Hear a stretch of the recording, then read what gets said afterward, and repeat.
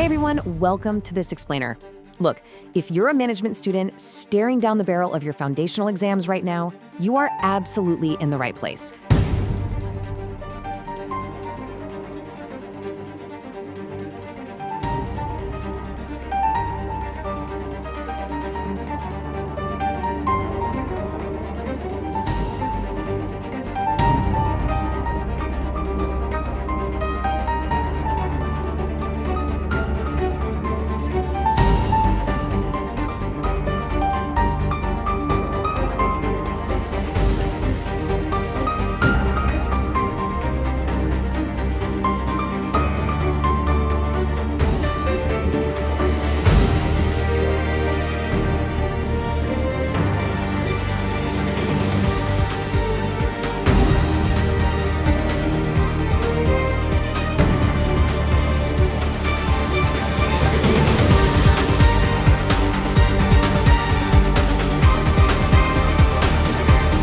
Think of this as your ultimate high-yield masterclass.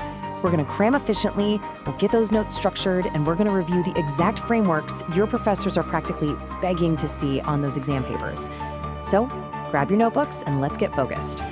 Just to anchor our review today, we're explicitly referencing the IGNOU Foundation course blocks.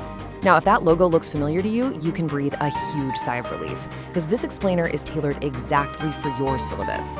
We're pulling the core concepts straight from your foundational texts, literally everything from planning and organizing, all the way down to corporate social responsibility.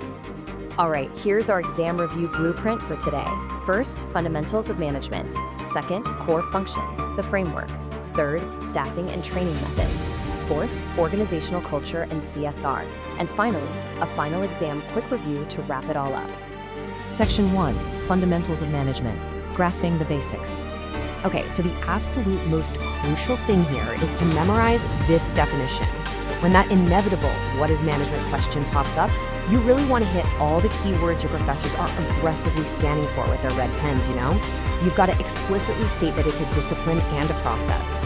Make sure to mention it involves functions like planning and controlling, and that it requires a solid grasp of both external and internal rules to solve problems effectively in a constantly shifting environment. Now, if you get a broader essay question asking about the characteristics of management, use this list. I literally call this the professor's highlighter list because it structures your answer perfectly. Just break it down into these 4 pillars. First, management as a function, so daily operations like planning and staffing. Second, as a discipline, meaning it's an actual body of knowledge with unique pedagogical tools. Third, it requires knowledge, understanding your market, tech, and competition. And finally, application. You actually have to combine that theory and practice to hit organizational goals. Section 2, Core Functions, the framework. Right, let's talk about POLC. You need to anchor this mnemonic into your brain right now. Planning, organizing, leading, and controlling. This framework is highly testable. In your exams, be prepared to unpack this.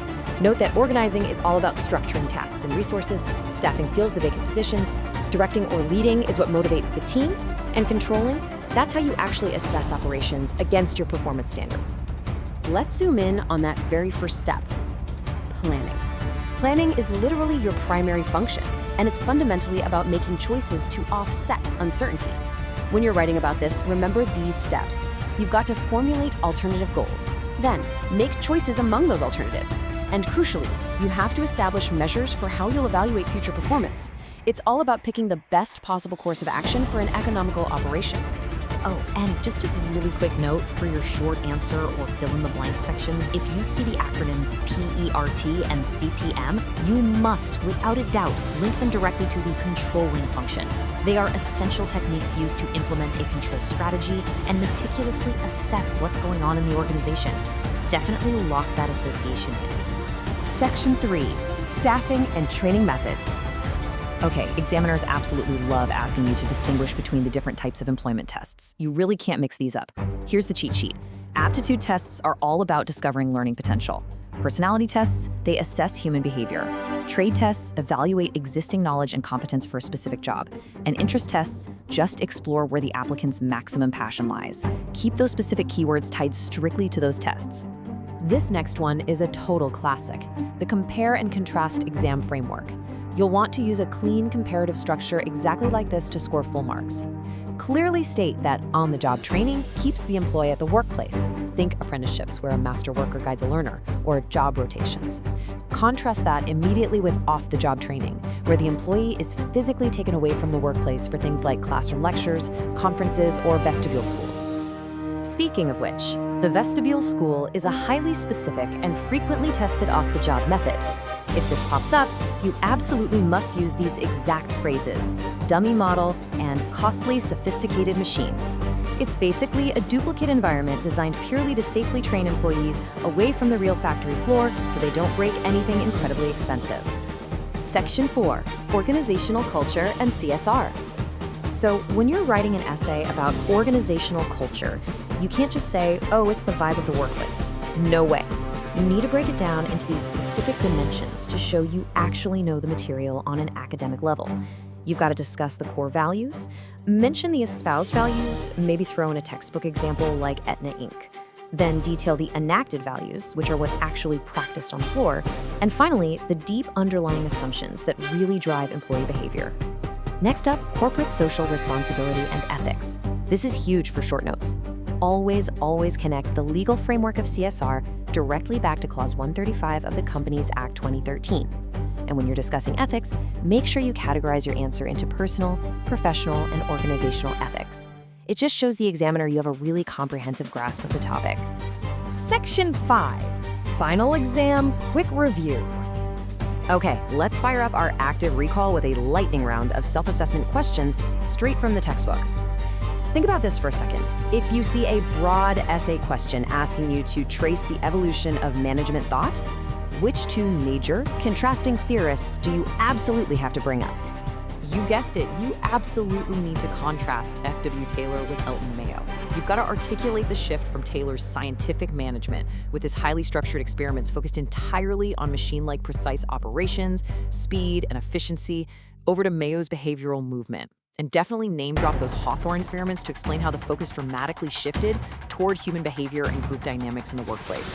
All right, next question. Let's test your memory on the leading and motivating function. How exactly does goal-setting theory impact employee motivation?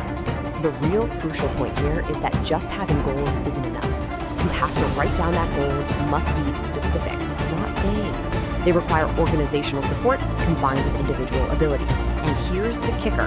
When employees compare their present performance with specific goals and actually achieve them, it leads to a feeling of competence and success. That feeling is the true driver of motivation. Okay, here's a classic short commentary concept that beautifully ties this whole POLC framework together. Fill in the blank for me. Planning becomes worthless without what? Take a second.